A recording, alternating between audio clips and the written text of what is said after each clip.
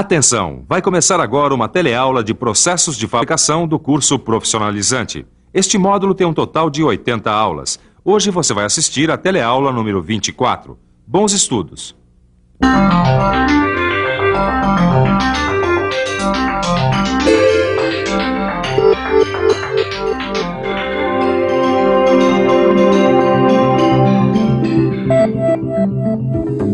Na hora de consertar uma televisão, um técnico não precisa quebrar a cabeça se tiver nas mãos o esquema do circuito eletrônico do aparelho.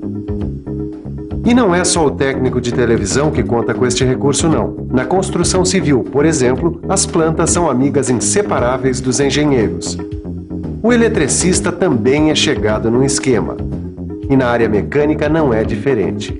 No setor de manutenção de máquinas, o esquema de uma máquina que precisa de um reparo é uma verdadeira mão na roda. E no setor de produção, então, quando a gente tem que fazer uma peça? Aí só mesmo com um bom desenho técnico, como esse aqui que eu vou usar para fazer uma encomenda.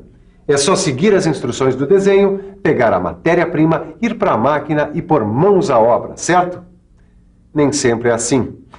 Às vezes, antes de ir para a máquina, a gente precisa mexer alguns pauzinhos, quer dizer, traçar alguns risquinhos. E é isso que a gente vai aprender hoje. Nessa teleaula, você vai aprender o que é traçagem. Vai ver suas aplicações, quais os instrumentos e materiais usados para a traçagem e quais as suas etapas.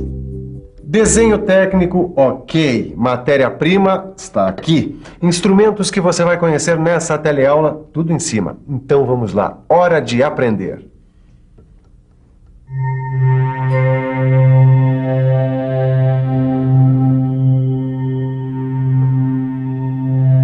A gente tem aqui um conjunto mecânico que já é um velho conhecido nosso. O calço regulável. Ele foi estudado com detalhes em algumas teleaulas do módulo Elementos de Máquina. Ele é composto por 4 partes: o parafuso, a porca, essa parte móvel e a base. Mas imagine agora que a gente ainda não tem a peça pronta, mas apenas a matéria-prima, no caso, essa aqui, olha, que vai ser usada para fazer a base. Bom, a gente também tem o desenho técnico da base. A pergunta é: será que a peça, como imaginada no desenho, cabe aqui nessa matéria-prima?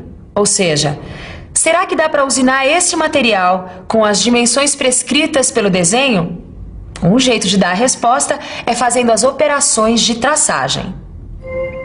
A traçagem nada mais é que a transferência para a peça dos contornos dos planos, pontos ou linhas importantes para a usinagem e para o acabamento. Isso é feito levando em conta as medidas indicadas no desenho. Assim é possível saber se o material é suficiente ou não para executar a usinagem. Muito bem, reparem que para fazer a traçagem, uma das bordas já foi usinada. E ela foi usinada exatamente para que as medidas da traçagem sejam confiáveis. Tá? Essa é a borda que vai ficar apoiada na mesa de traçagem ou desempenho na hora da traçagem. Certo, Silva, mas tem uma dúvida que eu ainda não consegui entender. Bom, se a gente tem o desenho com as dimensões e tem a peça bruta, ora, se eu quero saber se o desenho cabe na peça, é só pegar a peça, medir as suas dimensões e ver se ela está maior do que as dimensões dadas pelo desenho. Você tem toda a razão, Tito. Agora, acontece que a traçagem não é apenas para responder a essa pergunta, se o desenho cabe ou não na peça bruta. Na realidade, a traçagem é apenas um guia visual para a usinagem. Como os principais elementos estão desenhados na peça, já é possível visualizar como vai ficar a peça pronta, prevenindo assim falhas ou erros de interpretação do desenho. E na própria usinagem, os traços facilitam e muito a vida do operador, funcionando quase como uma sinalização.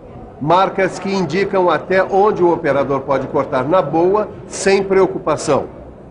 É claro que os traços são apenas referências, porque na hora de definir as dimensões exatas das peças, os traços saem de cena, entrando então os instrumentos de medida como o paquímetro, como outros recursos das máquinas operatrizes que vocês vão conhecer nas próximas teleaulas.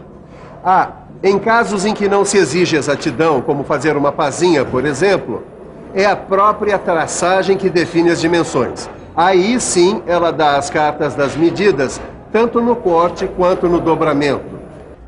Mas já deu pra ver que mesmo sem garantir a exatidão das medidas, essa tal de traçagem é boa de serviço. Responde se o desenho cabe ou não na peça bruta, ajuda a visualização da peça evitando erros de interpretação e ainda por cima funciona como um guia na hora da usinagem. Então vocês já estão prontos para aprender que a traçagem pode ser classificada em 2 tipos. Vamos ver primeiro a traçagem plana. Nesse caso, como o próprio nome diz, a traçagem se realiza em superfícies planas de chapas ou peças de pequena espessura. E tem também a traçagem no espaço. Esse segundo tipo de traçagem é aquele realizado em peças forjadas e fundidas e que não são planas. É uma traçagem muito útil para delimitar volumes. Mas seja plana ou no espaço, a traçagem precisa de 2 referências. A primeira delas é uma superfície plana que serve de apoio para o material. Essa referência é chamada de superfície de referência.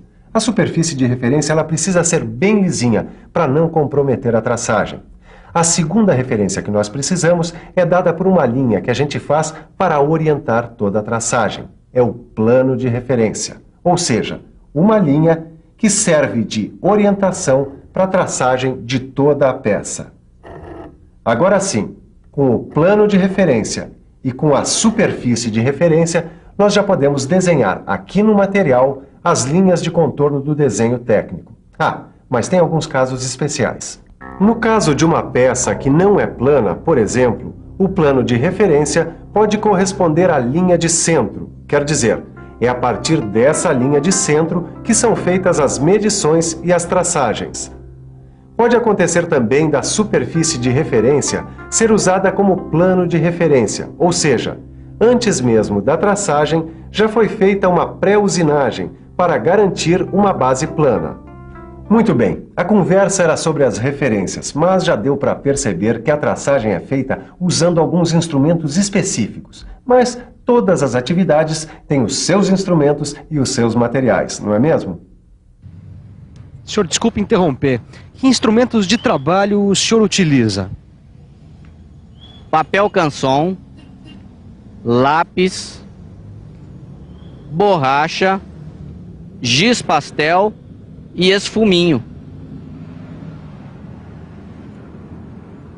Viu só? Para realizar os seus desenhos, esse artista precisa de instrumentos de trabalho apropriados. Você, quando for desenhar numa peça, quer dizer, quando for fazer a traçagem, é claro que não precisa ser artista e pode ficar tranquilo que você não vai precisar usar lápis, borracha e outros instrumentos que esse artista está usando. Para fazer a traçagem, são necessários instrumentos especiais. E é isso que a gente vai ver agora. Instrumentos e materiais para traçagem. Então vamos lá. Para começo de conversa ou de traçagem, é preciso ter um bom apoio para a peça. A mesa de traçagem, mais conhecida como desempenno. Dependendo do formato da peça e da maneira como ela deve ser apoiada, é necessário usar calços, cantoneiras e cubo de traçagem. Para fazer as medidas, a gente conta com a escala e com o calibrador traçador, conhecido como graminho. Na hora de mandar ver na traçagem propriamente dita, tem-se à disposição o riscador, o compasso e, de novo, o graminho. Para auxiliar a traçagem, quem mostra serviço é a régua, os esquadros de base, o esquadro de centrar, a suta, os tampões e os gabaritos. E, finalmente, para marcar, temos o punção e o martelo. Para apoiar as peças, mesa de traçagem ou desempenho. Certo, para posicionar as peças nós temos o calço, o macaco, a cantoneira e o cubo de traçagem. Para medir, escala ou graminho com escala. Certo, e para riscar nós temos o riscador, o compasso e o próprio graminho. E para auxiliar na traçagem, régua, esquadro de base, esquadro de centrar, suta, tampões e gabaritos. Certo, muito bem. Agora, para marcar, nós temos o punção e o velho conhecido martelo. Pelo jeito, instrumentos e materiais de traçagem já estão no papo. Ficam faltando somente as soluções corantes, não é? Soluções corantes? É isso mesmo. Para que o traçado fique bem nítido, as superfícies das peças devem ser pintadas com soluções corantes. Assim fica muito mais fácil fazer e visualizar a traçagem.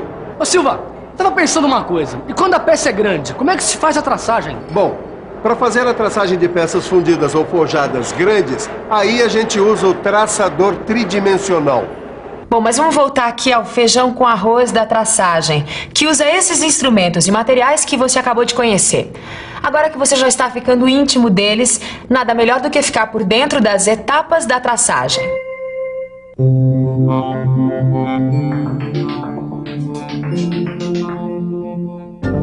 A primeira etapa é a limpeza das superfícies que vão ficar em contato, ou seja, a superfície do desempenho e da peça devem estar livres de qualquer tipo de sujeira, como pó, graxa e óleo. Atenção! A superfície da peça que vai ser apoiada deve ser bem plana e sem rebarbas. Se for necessário, ela deve passar antes por uma pré-usinagem.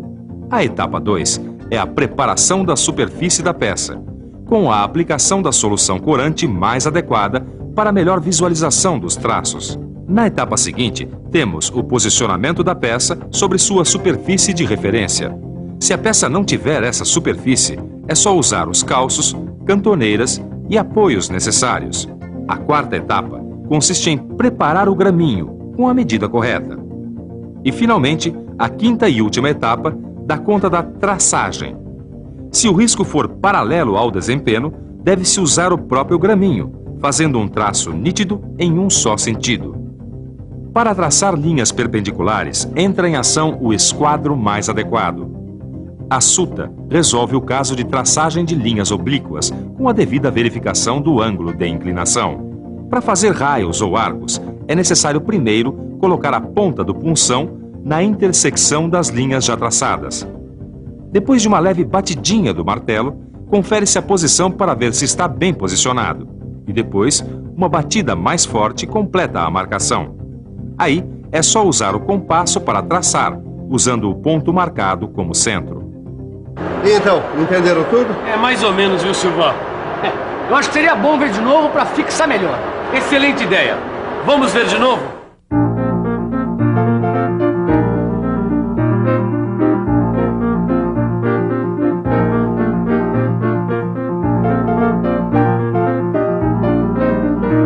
Depois do repeteco das etapas de traçagem, só mesmo um replay dos melhores lances da nossa teleaula de hoje.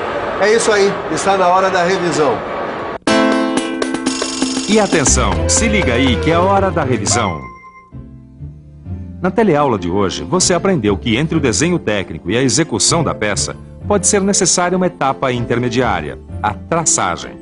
Viu que a traçagem ajuda a responder se o material é ou não suficiente para a usinagem da peça. Facilita a visualização da peça, evitando erros de interpretação do desenho e, além disso, funciona como guia na hora da usinagem. Você aprendeu que a traçagem pode ser plana ou espacial e que as duas precisam considerar duas referências, a superfície de referência e o plano de referência. Conheceu os instrumentos e materiais da traçagem e viu, uma a uma, as 5 etapas da traçagem.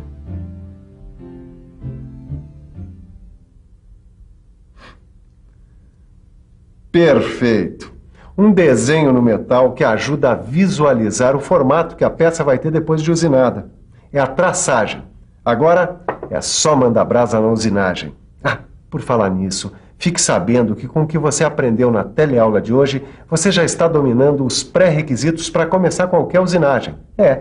Depois de estudar os parâmetros de corte, as ferramentas, os fluidos e a traçagem, você já está pronto para meter a mão na massa. E é isso que a gente vai fazer na nossa próxima teleaula. Então, você já sabe, né? Prepare-se, pegue o seu livro e dê uma bela olhada.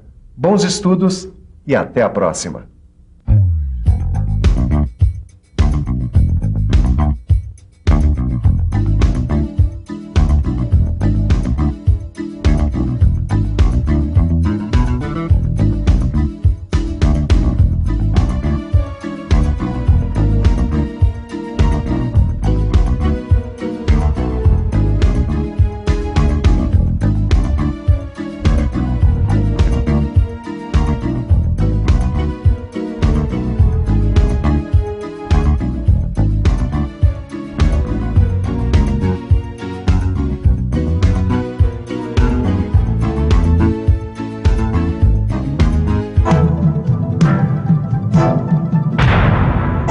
Telecurso 2000, um programa de educação do Sistema Fiesp e da Fundação Roberto Marinho.